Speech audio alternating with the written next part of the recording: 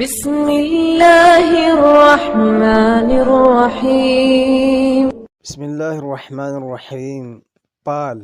حدیث کے یہ الفاظ کہ رسول اللہ صلی اللہ علیہ وسلم کو فال پسند تھی، پڑھ کر شاید کسی کی رگ پھڑکے کہ چلو ایک مسئلہ تو حل ہوا۔ خواہ مخواہ بعض لوگ سمع خراشی کرتے رہتے ہیں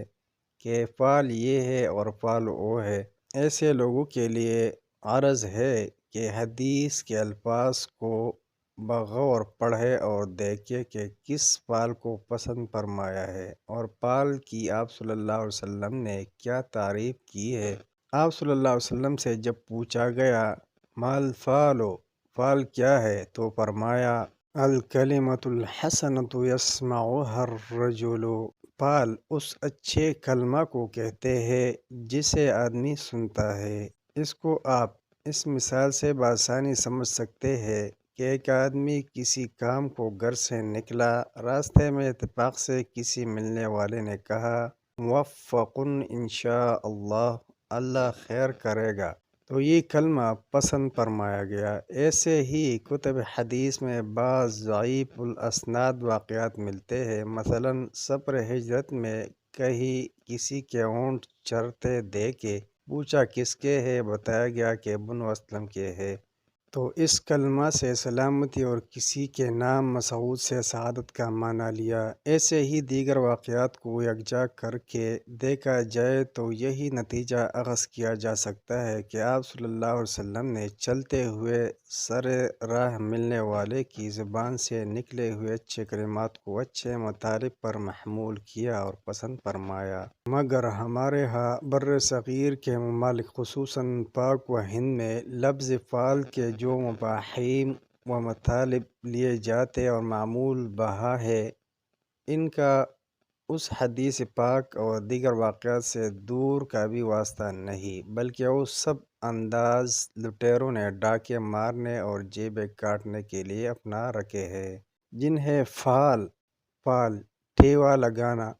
ہاتھ دیکھنا وغیرہ جیسے نام دیتے ہیں۔ مثلاً کسی کی چوری ہو جائے تو احباب اسے دلاسا دینے اور دل جوئی کرنے آتے ہیں، اور جاتے ہوئے چارہ سازی کے لیے یہ مشورہ بھی دیے جاتے ہیں کہ بھائی فلاں جگہ ایک سیانہ فعل باندھا ہے، اس کے پاس جاؤ، وہ آپ کو بتا دے گا کہ تمہارا چور کون ہے۔ لیجئے اب کہیے کہ اس فلاں کو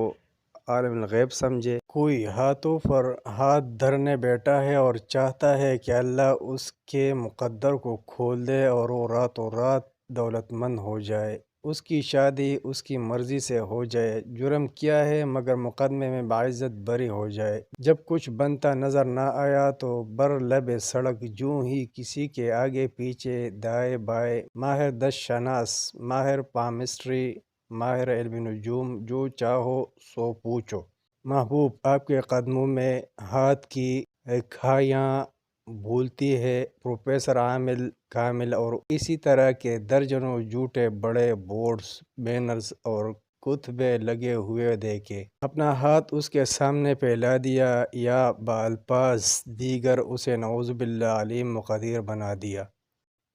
ایک اندازہ یہ بھی ہے کہ شہروں خصوصاً دیہات میں ایک خاص بحروف لیے ہوئے کچھ عورتیں پھرتی رہتی ہیں، کسی بڑے سے صحن والے گھر میں ڈیرا ڈال لیتی ہیں تو ہم پرست اور گنوار عورتیں اس کے گرد منڈ لانے لگتی ہیں، وہ باری باری ہاتھ دیکھتی اور قسمت بیان کرتی جاتی ہے، یہاں تک کہ ہاتھ دیکھتے مستقبل کا حال بتاتے اور قسمت بیان کرتے انہیں بے خود کر دیتی ہے،